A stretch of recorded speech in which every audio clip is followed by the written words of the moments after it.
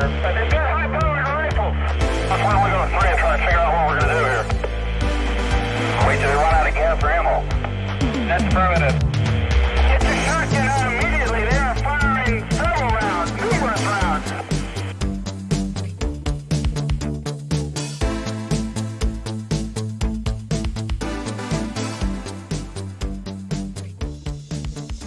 The town of Norco, California, short for North Corona, is a quiet suburb in Riverside County about 40 miles east of Los Angeles, with a population of only about 25,000 or so in the 80s. However, on a hot May afternoon in 1980, Norco was thrust in the national spotlight as it became the site of one of the most violent, shocking, and somehow forgotten bank heists in American history, the Norco Shootout.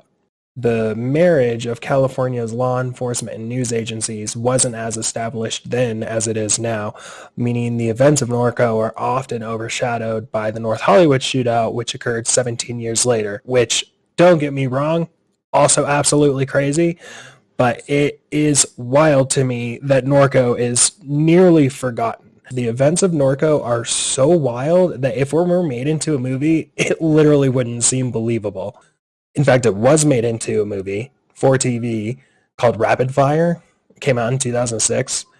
It has pretty bad reviews, but the IMDb score was 5.1, which I'm going to go ahead and attribute to the fact that this story is literally too crazy to be a movie. We're talking a heist that involved a diversionary bomb, homemade grenade launchers, a katana, shooting down a helicopter, a squad car getting hit by a train, and what was at the time the largest manhunt in California's history.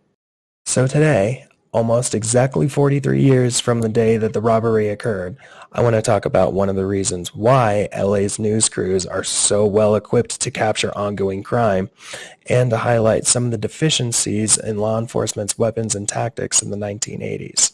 We'll take a detailed look at the events leading up to the shootout, the deadly 35-mile chase that ensued, and the aftermath that would forever change police training and tactics in the United States. I also really quick wanted to specifically thank the Irvine Police Department for the training video where a lot of the clips and the first-hand information that I got came from. Specifically Sergeant Carrie Davies, who's doing the public relations over at Irvine PD right now, who was able to put me in touch with Sergeant Ron Flathers, who was one of the original producers of the training video. As well as the YouTube channel Behind the Badge for being the one to upload it. I'll put a link in the description so it's easy to find. The background. George Wayne Smith was considered to be the leader of the group. When he was growing up, there was one thing that sparked George's imagination. Dinosaurs.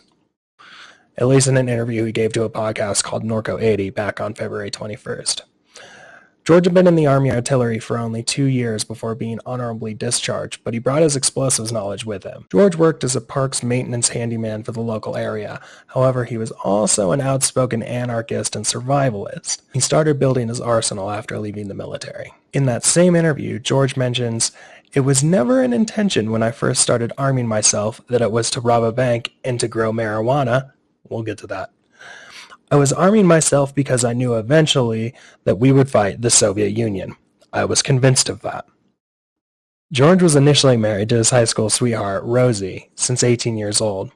Before you think about how sweet that is, though, she tells a story in another interview where she's pranking George right before he ships off to basic training by saying that she's pregnant, and he walks over and kicks her in the stomach and said, quote, "That's in case you're pregnant. I don't want no kids." So please don't feel bad for this dude, but George does deny that this happened. In a tale as old as time, she met another dude while he was in basic and they got a divorce after 2 years. Can't believe their love didn't last. Less than a year later, George met his second wife, Han, who he did end up having a child with. George is going to be 29 at the time of this robbery. The other main player in the story is 27-year-old Christopher Greg Harvin. Chris met George through their mutual maintenance jobs and bonded over their predictions about the coming apocalypse. Chris was also briefly in the military, serving just 1 month before being dishonorably discharged, but I couldn't find out specifically why. Dishonorable discharges often align with felony charges, but all the sources said that none of the guys involved had significant criminal records, and I imagine a murder charge or something like that would have been mentioned. So coincidentally, Chris and George both lost their handyman jobs at about the same time, and George and Han, his current wife, also split up. So because the best thing you can do when you suddenly can't pay rent is to link up with somebody else who suddenly can't pay rent, Chris and George decided to buy a house together. Chris's wife Lainey lived with them for around 6 months during this time as well. Chris and Lainey also had a young child. And another husband of the year, Lainey said Chris was constantly cheating and smoking weed behind her back. But it wasn't just smoking weed. Chris and George had built a full-on cannabis operation with over 300 plants at the house. I mean, even for California, it was a pretty insane setup. Using their combined handyman skills, the two began converting their home into an apocalypse fortress. They booby-trapped the fence around the backyard with carpet nails and barbed wire. They built a greenhouse to house even more marijuana plants in the backyard. And they even started secretly excavating a bunker in the backyard for when the Soviet nukes fell. Their neighbors claimed to have no idea about the tunnels going all throughout the backyard. Bizarre as their living situation appeared, they lived fairly normal lives outside a weed bunker. They were still collecting unemployment, so they had ample free time. George and Chris still had visitors, such as George's ex-wife and Chris's brother Russ. George even had a garage band with some friends that he called Mixed Company. They would just practice at the house in front of friends and family. And George became friends with the guitarist brothers, 17-year-old Belisario and 21-year-old Manny Delgado. And neither of them were in school, and they were also both struggling financially. You can probably see where this is going. Their dream was, with the right amount of money, to buy some land to start their own country free from the oversight of the U.S. government. Somehow. But where would two unemployed janitors get enough money to buy an empty country? Chris was quoted as saying, "George lost his wife, his job, his family. He didn't care too much, and he was without money. So, he proposed a job." The Heist. George and Chris started building their team right away. Keeping it to their inner circle, brothers Manny and Belisario were recruited, and Chris brought his 26-year-old brother Russ in on the plan too. George had an account with Security Pacific Bank, the target of the robbery. He began casing the bank up to a week ahead of time, noting entrances, staff members, shift changes, etc. They finished filling out their collection of weapons and constructing the bombs leading up to the robbery, including some trips up into the mountains to practice. I'll go into more detail about what weapons they had as they come up. I mean, if they come up. But just to explain the homemade grenade launchers really quick, they were essentially just pipe bombs made out of PVC with nails and bullets, and they were taped to wooden dowels that could be loaded into the barrel of a shotgun and then fired out of the shotgun using shotgun shells that had the actual buckshot removed.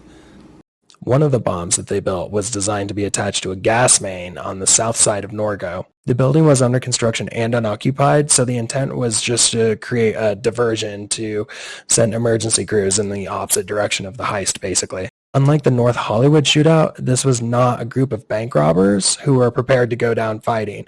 This was a group of guys who wanted to have one perfectly planned, perfectly executed heist and then disappear forever. I'd say like the movies, except this crew planned this before a lot of those movies existed. None of the men even had a significant criminal record, with the exception of some minor drug charges. Now, we do know they were breaking some additional laws at the time without having been caught, see aforementioned weed grow, so it's possible that one or all of the members actually did have some successful robberies prior that we don't know about because they were successful. But when you see how this went down, it'll be pretty obvious that their methods aren't low-key. This was some heist of the century type planning. After the robbery, they even planned to drive to the edge of Norco and split up into a pair of cars loaded with camping gear, and one of them even had an elephant gun, an H&H 375 Magnum rifle, but they were probably just going to use it to hunt game since they didn't bring it with them. They'd parked their personal cars along the route with stolen license plates, ready to transfer into as soon as they had evaded the police. The morning of the robbery, Friday, May 9th, 1980, the team split up to set the plan in motion. Russell, Belisario, and Manny drove down to the Brea shopping mall about 30 miles from Norco, hoping to steal a car for the robbery to make it harder for them to be identified. The perfect opportunity arose when a guy named Gary Harala pulled into the lot with a large Dodge van all by himself. Unfortunately for Gary, the suspects worried that he would report his van stolen. However, this was a planned robbery, not a murder spree, so rather than killing him, they bound and gagged him and threw him into the van to take him along for the ride. The fact that 3 men were able to manage to do this unnoticed in the parking lot of a mall in Orange County is beyond me. I guess carjackings are just something you don't get involved with as a bystander in LA. Either way, the plan worked and they got away with their van and their Gary unnoticed. They kept in contact with George and Chris over walkie-talkie, meeting up with them to transfer all of their guns and ammo and weapons into Gary's van. A list of weapons that include shotguns, a G3 rifle, HK-93s, AR-15s, various handguns, that katana, and various types of IEDs. Nothing really mentions what Gary was up to during this. He was blindfolded, but I have to imagine he was wondering what in the world they could be loading into his van. I mean, it was a lot of stuff. Reunited him with the most explosive van in the United States, the 5 began heading back to their target in Norco. The diversionary bomb was intended to explode around this time. However, as you might have guessed, the bomb didn't detonate. A passerby literally saw the burning fuse and called the fire department, who was apparently able to defuse it in time. After all this planning, the group decided to move forward with the robbery anyway. Keep in mind, this is late afternoon on a Friday in LA. The diversion was critical to the success of the plan. Maybe having Gary freaking out in the back of the stolen van was part of the motivation, but either way, the team went ahead. Of course, upon arriving to the Security Pacific Bank on 4th and Hamner, they saw that the lot and lobby were packed with customers. Again, it's Friday, so there are even more people at the bank than there would be pretty much any other day of the week, especially in the early 80s. Since they expected the police to be tied up at the diversion, the group was not wearing discreet clothing. So a group of 4 men, Belisario stayed in the van as their driver, but the other 4 just cruised across the parking lot in camo and balaclavas, brandishing their guns in the middle of the day. If you can believe it, a bank employee from Redlands Federal Savings Bank across the street noticed the group and, for some reason, had a suspicion that they weren't there to deposit paychecks and called the cops. Cops who were, again, just banging around, not attending any random explosions. So, upon entering the bank, the group immediately begins their takeover. The suspects deploy inside the bank. Manny Delgado jumps on top of the teller's counter carrying the short-stock 12-gauge shotgun with an 8-shot extended magazine tube. Russell Harvin covers the west door and is carrying a short-stock AR-15. George Smith acts as a rover, giving all the commands. He is carrying an HK-91. Chris Harvin, carrying an HK-93, locates the bank manager, taking him to the vault and obtaining $20,000 in cash. Police are also notified of a silent alarm as the Security Pacific Bank teller hit it before the men even entered the bank. So at this point, the police are very aware of a situation occurring. However, it's the wrong police. For whatever reason, the silent alarm was set up to dispatch police from the Corona Police Department. And so the Corona Department gets that signal and immediately rushes police to the Security Pacific Bank in Corona, not Norco. Luckily, the teller from the Redland Savings Bank across the street was able to connect with an operator who actually got police going to the right bank. Rookie Deputy Glenn Belowski was the first on the scene. He was already nearby when he got the call. He immediately responded to the scene. As he approached, Belisario, who was waiting in the van as the team's driver, radioed to the team inside with the walkie-talkies, letting him know that cops were on the way and that they needed to go now. So with only $20,000 or $19,000, depending on which source you look at, in hand, the team walked out front, four abreast, leveled their assault rifles and shotguns at the cruiser, and started firing wildly from the hip. Polanski, who didn't even realize that he was responding to an in-progress robbery yet, didn't register that he was being shot at. There was a bit of distance between him and the entrance of the bank, so he initially thought something was broken with his light bar, which he'd apparently had serviced that morning. So keep in mind, this is one of the first major crimes committed with semi-automatic rifles, so the police don't even register that the fast pop, pop, pop, pop, pop, pop, pop sound could even be gunfire, much less in their direction. And they were shooting from the hip, so they weren't actually hitting anything yet. As a deputy got closer, they pulled right in front of the bank parking lot, about 15 yards from the suspect's firing. He immediately lit up his car as he ducked under the dash, getting hit in the shoulder with the bullet and just completely peppered with glass fragments in the face. He put the car in reverse and floored it. He slammed into a parked car on the opposite side of the street and dove out of his unit to take cover. The robber's van began pulling out of the lot when they began exchanging fire again. At a time before service rifles, he grabbed what he had, a police-issue shotgun. Pulaski fired the only 4 shells his gun held at the van. In an incredible showing of marksmanship and luck, remember, Pulaski's been shot in the arm already, one pellet from one of these shotgun shells manages to strike the driver, Belisario, right behind the ear and just instantly paralyzes him. Another pellet, either from a different shot or I like to think from the exact same shot, another pellet ends up hitting George right in the, quote, groin, it's described. Or as the podcast The Dollop put it, one headshot, one dick shot, just like they teach you in the academy. Of course, the van quickly crashed into a telephone guy wire and then a fence. The group immediately hops out and begins grabbing all the guns and explosives they can carry. They assume Belisario's dead. He's still just paralyzed at this point, and leave him behind in the van. After the scene was stabilized, police also saw that they left behind an AR-15, most of the homemade grenades and explosives that they had made, as well as the $20,000 cash they had stolen. By the way, again, no sources mention how Gary is doing in all of this, presumably still very tied up in the back of the van, now with a whole lot of gunfire going over his head. I hope Gary was okay. While editing this, on the Norco 80 Facebook page, I found this awesome photo of what some of the officers involved look like today. But if you peek at the comment, you'll see that it's from Gary's wife or kid, somebody related to Gary, who posted that he's still alive and well and just won second place in a sea kayak race. So Gary's doing great. At this point, another responding officer finally arrives. You know, I say finally, but it's been like less than 2 minutes, maybe even less than 1 at this point. Deputy Andy Delgado, which is a different Delgado from the Delgado brothers that are part of the heist, stops about 60 yards north of the van, flanking their position relative to Deputy Pulaski, who's continuing to fire at the suspects now with this .38 service revolver. Deputy Delgado also grabs the only firepower he has, another shotgun, and begins firing at the group through the fence that the van crashed into. Lansky's attempting to retrieve more ammo for his car when he's again shot in the arm, this time striking a vein, causing significant bleeding, which he calls out over the radio.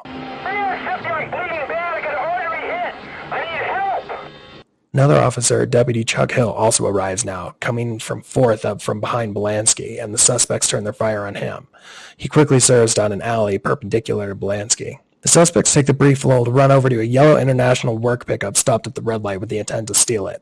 The driver, Michael C. Linville, who presumably at this point has been watching a gun battle between 4 gunmen and 3 cops transpire in front of him, sees the men turn to approach him, bails out of his car, and just runs into the Carl's Jr. that's at the intersection. During this time, Deputy Hill started making his way down the alley towards Deputy Pulowski, who is begging for assistance at this point as the bleeding is not stopping. In a scene straight out of the movies, Hill makes it to a very bloody Pulowski, and rather than immediately rendering aid, grabs Pulowski's handgun, notices it's empty, reloads it for him, and then hands it back to him, and then he covers the gunshot wound with his hand, which is just so cool.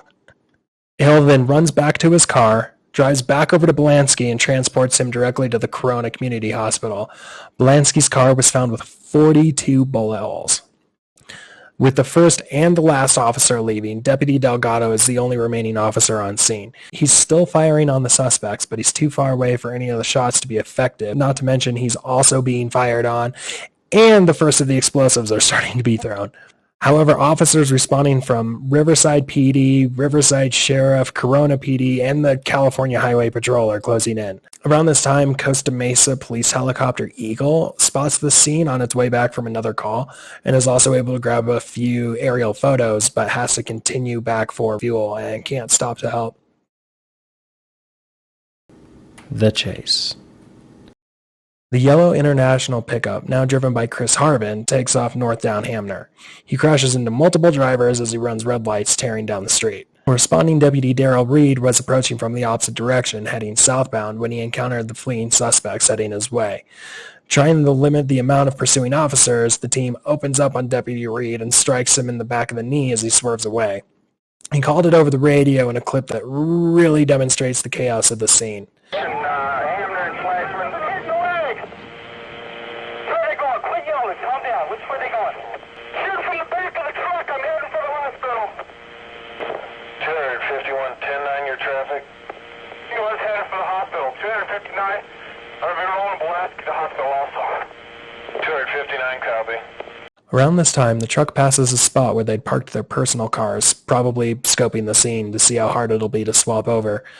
They continued north on Hamner into the more rural town of Mira Loma, where they encountered Deputy Doug Borton and opened fire from the back of the truck again. Borton, who was also approaching them head-on, swerved and crashed into a fence of a small dairy farm, but wasn't hit or injured, just couldn't continue the chase. Just a few blocks later, they come up on Deputy Rolf Parks, fire at him, and just barely graze his head with a rifle round and shower him with broken glass. Amazingly, Parks waits for the suspects to pass and then does a U-turn to begin the pursuit. They continue firing at Parks with their rifles, way out of the range of the police service weapons. Around now, the Riverside Police helicopter Baker 1 arrives overhead to track the suspects and call out their position over the radio. Unfortunately, only one detective car had a radio that could be tuned to the helicopters, meaning the helicopter had to radio down to the detectives, who then had to relay the info over the car's radio to the rest of the officers in the highest stakes game of telephone ever. With the help of the helicopter and Parks calling out the suspects' positions over the radio, more officers are able to converge on the robbers. The suspects turn north and encounter 3 more deputies who have just pulled in ahead of them. Parks is still pursuing them as they open fire on the 3 new police cars at the upcoming intersections. The first, Deputy Herman Brown, passes the suspects and they continue to fire. Deputy Brown is struck by glass and bullet fragments, preventing him from following any further. They keep firing as they pass officers Deputy Wayne McDaniels and Deputy David Madden. McDaniels is hit in the shoulder with a rifle round and also drops out. They completely miss Deputy Madden, who immediately joins Deputy Parks in the pursuit. A CHP officer identified only as Ernest quickly joins the chase as well. Parks's car, which was the first car in pursuit, is finally disabled by rifle fire, but instead of dropping out, Parks is picked up by Deputy Frank Chisholm, who is also just picking up the chase. This leaves Deputy Madden and Officer Ernest as the lead cars. Keep in mind they're keeping pretty far back since the suspects are continuing to fire at them. They end up leading officers past their weed bunker house in Mira Loma, again likely checking to see how feasible bailing into their house is. That bunker is hidden in the house, so it actually isn't a completely unreasonable place to hide. They don't stop, however, and continue northbound down the road. As they approach a T intersection, 3 more police cars head them off from the west side, driven by Deputy Russ Romo, CHP Officer Bill Crow, and Deputy Tony Reynard. They're immediately fired upon, with the rifle rounds disabling all 3 police cars, with Romo narrowly avoiding being struck in the head. Officer Crow is shot in the arm and is attended to by Ernest, who stops to help. Reynard is also hit in the elbow and is helped by the other pursuing officer, Madden. It's really hard to say if it was on purpose or just pure luck, that they were able to total all of these police cars without actually killing anyone. They're consistently described as firing from the hip, and they're shooting from the back of a moving vehicle, so I'm thinking it was basically pure luck that so far the only casualties have been police cars, and one robber who isn't dead yet. He's just baking in the front seat of the van, paralyzed. Now, if you had any sympathy for these robbers, it's about to vanish. Somehow, an extremely oblivious civilian car passes by them, and they just open fire on them without hesitation. The car's totaled, but they managed to not hit anybody, again, at all. And then they swerve down another side road to evade the group of police that they just shot at, and there's a group of kids, like 12-year-olds, on bicycles on the corner at the intersection, and they shoot at the group of kids. But only one of the kids is hit, and it's just in the finger, but still. With the closest pursuing officers stopping to render aid to the officers who just got shot, the helicopter Baker 1 is the only one close enough to call out their locations. The suspects loop past the house again, realizing they aren't being followed by any ground units and are trying to find their window to bail. They again don't stop and again loop back around. Detective John Zellis was responding in an unmarked car when he spotted the truck and was able to pull close enough for some vague descriptions. We're 214. I'm behind the vehicle, northbound. You're hooded subjects. We just put another clip in the weapon. Fired at this officer. He was able to pursue them at a distance, following them onto westbound Highway 60. Seeing this chase moving towards more open roads, a call for additional choppers was made. Finally, the original pursuing officer, Deputy Parks, and Deputy Chisholm, who picked him up, are able to catch up and retake the lead in the chase. Around when the suspects turn north on I-15, a San Bernardino police helicopter arrives, 40 King 1, and joins the chase. This was a much more substantial police helicopter than Baker 1, and unfortunately, much more obvious as such. The suspects turn their attention to the helicopter and just open fire. In what is like the 12th ungodly shot in this chase, one bullet manages to ricochet off the skid of the helicopter, go directly into the belly of it, go between the legs of the pilot and into the bottom of the instrument cluster, and start an electrical fire. So just like if your dashboard caught fire while you were driving, this caused a bit of an issue and forced the helicopter to land immediately. They made a safe emergency landing at the Rio Alto airport. Deputies Parks and Chisholm are still in pursuit as they are joined by a gaggle of police officers as the group flees north up Interstate 15. Even hanging back around half a mile, the police are taking incoming fire from the ARs and HK. Deputy Parks suggested that everybody turn off their lights in order to be a less obvious target for the shooters. Turn your lights off. Car ahead of 13. That's a target. Be advised they were firing. I wouldn't get too close. Affirmative. High-powered rifles. Got you covered. Do not get too close. Copy. We're behind you with a CHP also. Keep your lights off. They've been firing from half mile around, hitting units. Copy. We'll run our lights till we see you, then cut them. Another one of the officers decided that enough was enough and actually passed Parks and Chisholm in the lead in order to pull up to the truck. Suddenly, an explosion took place in front of that unit. An additional 2 explosions took place during the pursuit. Needless to say, he immediately backed off and gave Parks the lead again. 42 minutes after the chase began and after 35 miles of pursuit, the suspects finally pull off the I-15 Sierra ramp.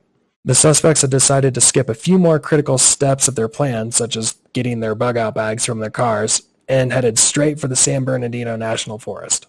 Deputy Parks is once again removed from the chase as he and Deputy Chisholm take fire to the radiator and are forced to stop. A handful of California Highway Patrol officers and Deputy James Evans now lead the chase into the forest. The paved roads end and the terrain becomes mountainous. The surface is loose gravel and the roads are anywhere between 10 to 15 feet wide without any guardrails, so definitely something you typically want to take your time on. The truck is headed towards Lytle Creek, which, if you remember from the beginning, is where Chris and George would camp and run shooting drills. It's not a coincidence. This is where they planned on ending up the whole time, just without several counties worth of police chasing them. They knew the area and even had an idea of where they wanted to set up camp. However, with their camping stuff left behind, they would have to improvise. With Deputy Parks and Chisholm out, Deputy Evans leads the chase and begins calling out their position over the radio. They're moving. We're a quarter mile from the ranger station on Sierra Road in the National Forest. They're firing like crazy. If you remember the detectives who had the radio that could talk to the helicopters, they are relaying information back and forth between Evans and the remaining chopper as they head into the forest. The suspects lay down a ton of fire and are able to pull ahead of the police, getting enough distance to disappear as they race down the winding road. The police recognize the danger of the situation and request that the chopper keep a close eye on the truck around every bend. Around this time, a pair of San Bernardino deputies, McFerrin and McCarty, have managed to get their hands on a military select-fire M16 and begin making their way to the front since they're the only ones with appropriate firepower at this point. Hammer 223 units in the front. San Bernardino SO is trying to make their way up to the front. They have an automatic weapon. Hammer 21. Back to our heroes Parks and Chisholm. Parks was the first officer in pursuit until his car was too shot up to continue, and then he hopped into Chisholm's car. They retook the lead until Chisholm's car gets hit in the radiator, and they're both forced to stop again. So apparently during this time, Badass Parks was somehow able to commandeer a .22 lever action from a dude who was just plinking in the area, and he and Chisholm are both picked up by Detective Jordan and once again rejoin the chase. Evans is still the lead officer in pursuit as they catch back up. We commandeered a lever action 22, so we have a little more long range. Likely running low on gas, ammo, or both, the suspects veer to a stop around a large corner and scramble to set up their final shootout. They jump out and line up behind the truck, taking aim at the bend to fire at the first units they see. Seconds later, and without knowing that the truck has stopped, Deputy Evans rounds the corner. They immediately open fire on him, 4 abreast and head on. His car is completely perforated by gunfire and he makes another radio call. Evans actually hasn't been hit just yet, but he's managed to dive out of his car and crawl around the back to begin returning fire from over the trunk with his .38 revolver at like 60 yards. The San Bernardino deputies with the M16, McCarty and McFerrin, finally make it to the front and round that same bend just in time to see Deputy Evans get hit in the head and go down for good. Deputy James Evans was the only police casualty in the entire pursuit. I've made a point to name as many officers as I can because I believe their bravery and their sacrifice deserves more than just being remembered as cops. Deputy Evans was a United States Army Vietnam veteran and served with the Riverside County Sheriff's Department for 5 years. He was only 39 years old and is survived by his wife, son, and 3 stepchildren. Back to the chase. San Bernardino deputies McCarty and McFerrin watch Evans go down and are suddenly met with more incoming fire. They slam on the brakes, stopping behind Evans' unit, and also dive out of their car to get better cover behind it. Crawling behind the doors to the back of the unit, McCarty is hit in the arm as they barely get to cover. Then, as he's watching the car just disintegrate in front of him, McCarty literally begins trying to dig a hole with his bare hands. Recognizing that this probably isn't viable, he finally sits back up behind the door and, best he can with the shot right arm, levels the M16 at the suspects and begins returning fire. Finally, with some semblance of equal firepower, even though it's still 1v4, the robbers begin to flee on foot, giving him and McFerrin a chance to move up towards Evans to check on his condition. Our boys Parks and Chisholm aren't far behind on the winding road. They spot the firefight from a lower point on the trail and stop to take aim with their lever action 22. They open fire the best they can around the same time as McCarty as the suspects flee down the trail on foot, splitting up. The police don't advance past where Evans went down, who at this point has unfortunately been confirmed deceased by McFerrin and McCarty and covered with a blanket. A SWAT team is also finally making their way to the scene, much better equipped to pursue the suspects into the forest. By this point in the chase, in addition to Evans, there have been 8 officers injured either directly or indirectly by the gunfire. However, each were luckily able to fully recover. It's a lot of names, so I'm just got them on screen. That list also excludes the 12-year-old who was on the bike and got shot in the finger, but it kind of makes sense because that injury was so minor that it was almost more of a gift, because as a 12-year-old, he's going to have the most badass story of any of his peers for at least the next decade. Remember in the intro when I mentioned a police car getting hit by a train? As this was going down, one of the responding deputies managed to get stuck on a railroad crossing. This deputy, recognizing that this is less than ideal, got out to assess the situation, and when he got out, the situation he assessed was that there was a train literally right there about to hit his car. The manhunt. May 10th, 1980 was the official start of the manhunt.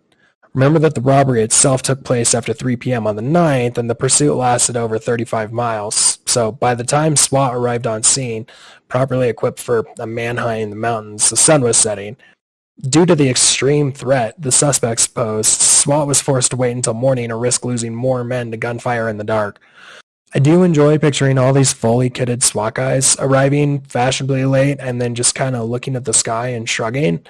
They make a little campfire and roast marshmallows. And they would want that fire too, because up in the mountains that time of year, it's still dipping down to below freezing with occasional snowfall. The suspects bailed from their truck, left even more stuff behind, and ran into the mountains on foot. So remember, they also never had a chance to actually grab their camping gear, so at best these guys had the BDUs they were wearing for the robbery, and whatever guns still had ammo. Could be worse, I guess, but still far from ideal for camping in freezing temperatures. A team of 65 men and several helicopters began the search at daybreak. Out of pure luck, a literal carpool of high-ranking police officers passed by two of the suspects on their way to the command post in the morning. Realizing who they'd just seen, Captains Follett and Schuler, Detective Smith, and Assistant Sheriff Tidewell hop out of the truck they're in and are able to arrest Chris and Russ Harvin without any incident, reportedly shivering from the cold, if you can believe it. Chris had been shot in the back by Deputy Evans, but hadn't hit anything vital, and Russell apparently still had 3 handguns on him, but surrendered at the same time. The search party on the ground was surprised when the group's leader, George Smith, suddenly surrendered too. As they approached his hiding spot, he just gave himself up and was arrested without any resistance. It's possible that part of the motivation was the dick shot that he took early on, in addition to another gunshot that he collected in his leg along the way. And believe it or not, he was said to have lost a significant amount of blood. With 3 arrested and his brother Belisario paralyzed and then dead at the very beginning, Manny Delgado was the only remaining suspect on the run. Using scrub oak and low brush to hide from the helicopters, he slowly made his way up Mount Baldy, parallel to Lytle Creek. Despite his efforts, it didn't take long before the San Bernardino Sheriff's helicopter spotted him and called his position out to the ground team. The closest pair of SWAT officers converged on his position, flanking him from his left as he lay down in the brush trying to hide. They ordered him to surrender and to put his hands up, but as he turned to him, they saw he had a revolver in his hand swinging around to point at them. Without hesitation, both officers opened up, one with a 12-gauge shotgun and another with an unspecified .308 rifle at a range of no more than 15 yards. Incredibly, he actually wasn't killed instantly. He ragdolled while holding his gun and ended up shooting himself in the heart by accident, ending his struggle in a way that would have made Darwin smile. There are some completely uncensored photos of Manny in that police documentary that are pretty graphic for YouTube. So I'm just going to show the x-ray of his body once he reached the morgue. With Manny and Belisario dead and George, Russell, and Chris arrested, the manhunt came to an end. The aftermath. The criminal proceedings started in June of 1981. Due to the immense media coverage of the incident, the trial was moved from Norco to San Diego in an attempt to get a slightly less biased jury. And even with this new venue, it took 14 months to build juries for the 3 remaining defendants. With such an enormous amount of evidence and the unprecedented nature of the crime, the trial itself didn't even begin until January of 1982, almost 2 years after the robbery, and didn't conclude until July. According to an article from the Desert Sun at the time, the Harvin brothers and Smith were charged with 46 counts, including 2 of murder, 25 of attempted murder, 9 assaults, 8 armed robberies, 1 kidnapping, and an explosives charge. Reporting on the verdict, the Desert Sun also quoted Walter Smith, leader George Smith's father, as saying, quote, "The verdict was hard to believe. But believe it or not, all 3 were found guilty of all 46 charges. On September 24th, 1982, George Smith received his sentencing. I clearly don't know why it's worded like this, but the sentence he technically received was 36 years and 8 months in prison, and after serving that time, he is to be imprisoned for life without the possibility of parole." Brothers Chris and Russell essentially received the exact same sentence. Immediately after the incident, the San Bernardino Sheriff's Office purchased at least 36 Mini-14s, a handful more ARs and M16s, and even an M60 machine gun for the departmental helicopter, according to one source, although that may not be true.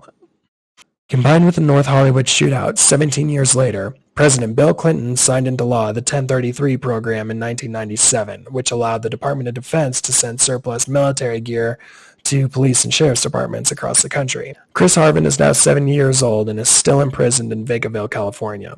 His brother Russell died in 2019 of a heart attack while in prison. George Smith is still alive and even provided an interview for the Norco 80 podcast. He requested the opportunity to make a statement before providing the interview, and I'd like to play his statement really quick. We're recording right now. Okay, I would like to make a statement before we begin first. Is that okay? Okay. Yeah, of course. I want the listeners to know that I'm deeply ashamed and embarrassed for my role in this crime.